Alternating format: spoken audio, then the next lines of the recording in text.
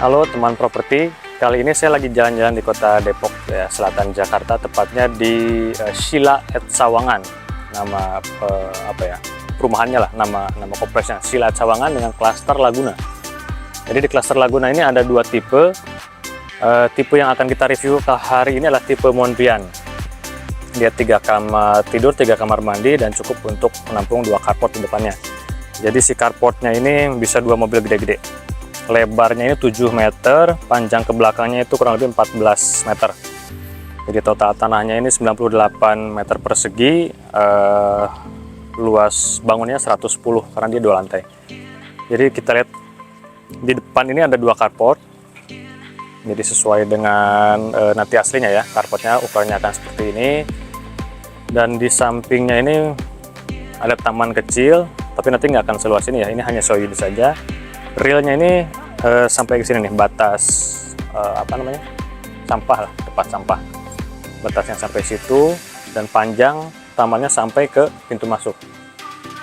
Kita sambil jalan ke dalam unit. Sebelum masuk ke pintu masuk utama, kita ada beberapa tangga dulu. Setelah tangga ini ada kisi-kisi kayu ya. Di balik kisi-kisi kayu ini tuh ada halaman lagi di samping rumah yang nyambung ke living room dan kitchen. Nanti kita lihat. Ini tinggi banget. Pintunya ini kurang lebih 2,7 atau 2,8 meter ya, karena ceilingnya ini 3,2 total ke atas meter. Yuk kita masuk. Begitu masuk kita terasa banget nuansa open space-nya. Ya ada gabung living room dengan dining dan kitchen. Nah, begitu masuk pintu utama, ke sebelah kanan kita ini ada kamar mandi. Kamar mandinya ukuran sih udah cukup lega ya, nggak cramp kayak powder room atau apa. Ini karena ada shower juga, nggak cuma closet atau wastafel, tapi ada shower juga. Tapi yang perlu diperhatikan di sini, di unit aslinya nanti yang dijual itu yang termasuk adalah shower, closet, dan wastafel. Jadi tabletopnya, kabinetnya, cerminnya enggak, dan wastafel ini nanti nempel ke dinding. Jadi bukan yang di atas tabletop ini nanti bentuknya. Oke, lanjut ke sebelah. Ini ada kamar, bisa dibilang kamar tamu, bisa juga kalau memang ada anak, 2 anak ya, ini bisa untuk kamar anak juga. Ukurannya memang ya compact lah ya, dibilang besar enggak, kecil enggak, tapi untuk kamar anak sih udah cukup. Ada bed, meja belajar, bisa juga untuk lemari, mungkin ada jendelanya juga, dan ini jendelanya jendela hidup, bisa dibuka, nambah lagi sirkulasi udara. Oh ini tinggi banget tuh, jendelanya sampai ke ceiling, sampai ke atap. Kalau tanpa roll blindnya ini terang banget, jadi bisa irit listrik juga. Malahan karena siang ya, jendelanya gede, lampunya nggak gitu ngaruh, nggak gitu berasa kalau lampunya nyala semua. Listrik ini 3.300 watt, dan unit jualnya nanti kosong, tanpa ada elektronik, tanpa ada apa-apa ya, hanya unit kosong aja. Ntar saya jelasin juga apa yang termasuk, apa yang enggak. Nah, kita di living room sekarang. Ini ruang keluarga, dibilang luas ya, cukup luas. Dibilang sempit enggak juga, tapi untuk ukuran keluarga 4 orang sih ya, anak 2 ini masih oke lah. Masih muat sofa 3-seater, TV yang cukup gede. Di sini juga ada dining table yang untuk 4 orang. Kitchennya cukup gede, panjang, dan kitchen nanti nggak dapat kabinet ya, hanya tabletop. Tabletopnya mungkin nanti keramik. Coraknya bisa jadi seperti ini, bisa mirip-mirip kayak white Carrara ya, yang putih. Kebanyakan putih ini kan, kebanyakan ini keabu ya. Di belakang living room ini ada taman mini lah, taman mini gitu ya. Mininya beneran mini sih. Nggak usah ngeliat ke air terjunnya, karena itu nggak termasuk. Jadi yang termasuk itu sampai batas ini. Jadi nanti di sini itu akan ada dinding sampai ke sejajar dengan dinding tadi yang tempat sampah itu. Tapi lumayan lah, segini kita bisa kayak untuk ngopi-ngopi, nyimpen meja sama kursi di luar sini. Sininya kasih buat main anak kalau misalnya ada balita atau apa kan, cukup oke. Kalau bayangan saya sih ini bisa dikasih tutup aja, kisi-kisi kayunya ini biar nggak terlalu kelihatan dari luar. Ini termasuk ya, kaca sama frame-nya ini, sliding door-nya ini persis seperti ini nanti di unit yang akan dijual. Oh, ini bagus nih. Poinnya sampai ke atas, sampai ke rooftop-nya, maksudnya bukan roof ya, sampai ke ceiling, nggak ada rooftop di sini. Sampai ke ceiling ini dikasih kaca, jadi pencahayaannya dari depan tadi gede, kaca, sini kacanya sedinding penuh, di atasnya ada void juga. Jadi benar-benar hidup ya, ruangan nggak terlalu luas, tapi karena ada void yang tinggi, berasa kebuka banget. Tutup dulu ya, maklum Depok nih agak anget. Nah, next kita ke ada ruangan kecil di sebelah ini. Ini bisa disebut laundry room lah, karena nanti disiapkan dari developer ini keran air di sini, ada municipal materialnya, akan ada keran air, bisa digunakan untuk ruang cuci dan jemur. Anggaplah ini ruang jemurnya, ini ada void terbuka juga. Bayangan saya pribadi kalau misalkan ini ruang cuci jemur, paling kita pasang jemuran di sini nih, bisa jadi yang stainless atau pakai yang ditarik gitu kan, ada yang bisa pendek panjang, apalah itu namanya. Pokoknya jemuran kurang lebih space-nya bisa di sini deh. Atau kalau lebih oke lagi pakai mesin cuci yang ada dryer, lebih mantap lagi. Oke, ini kitchen panjang, lanjut ke lantai 2. Sebelum lantai 2 ini tangganya.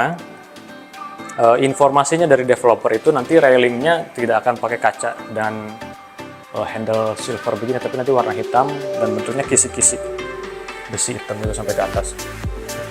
Dan warna tangganya sama dengan lantai kayak gini. Jadi ini hanya untuk di show unit. Dan satu lagi, ini nggak ada nih. Ini memang kelihatannya oke banget ya, panjang sampai ke ujung dinding sana, tapi ini hanya pemanis dari interior. Jadi nantinya aslinya itu akan ada satu anak tangga lagi, dan kesini kosong. Ini nggak ada juga. Jadi ini agak ada luas. Tapi memang bagusnya sih di sini dibikin kabinet lemari begini. Bisa untuk piring gelas, untuk alat-alat masak di sini. Oke, lanjut kita ke atas. Tangganya dibilang cramp banget nggak juga. Jarak tingginya udah oke, lebar tangganya pun kaki ini masih ada space. Bagus lah.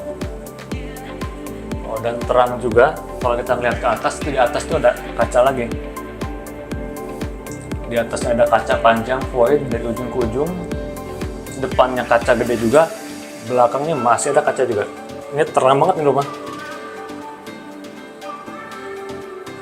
Lantai 2 ini ada satu space, anggaplah lorong lah, tapi lorong ini kekecilannya. Ini ada perpindahan ke setiap areanya, untuk ke kamar utama di sana. Sini kamar mandi sama kamar anak juga. Di sini void yang kita lihat tadi dari lantai 1, ini ada bukaan juga nih di lantai 2. Kaca gede juga pakai kisi-kisi kayu. Ini lantai 2 pun jadi berasa terang banget. Karena kalau dari posisi saya sekarang ini, selain dari arah tangga ada cahaya masuk, dari void yang sampai ceiling itu pun ada cahaya masuk. Jadi ini nggak perlu lampu sebenarnya. Oke, lanjut ke kamar mandi kedua. Ini kayaknya agak lebih kecil ya dari lantai 1 kamar mandinya. Space-nya sih oke. Dan yang didapat nanti akan sama kloset, shower, dan wastafel ya. Dan nanti itu dindingnya kurang lebih akan sama dengan lantai. Jadi pakai homogeneous style juga sama dengan yang di lantai. Oke, lanjut ke kamar anak yang kedua. Di kamar anak yang kedua ini jendelanya pun gede-gede banget. Ini sampai ke atas, sampai ke ceiling tuh. Jendelanya itu tinggi. Ini satu jendela hidup bisa dibuka, satu lagi jendela mati ini lebar, dan ini juga sama sampai ke atas. Ini kalau siang sih udah pasti rumah ini nggak perlu pakai lampu nih, udah oke lah untuk pencahayaan, oke banget kan. Lanjut ke kamar utama.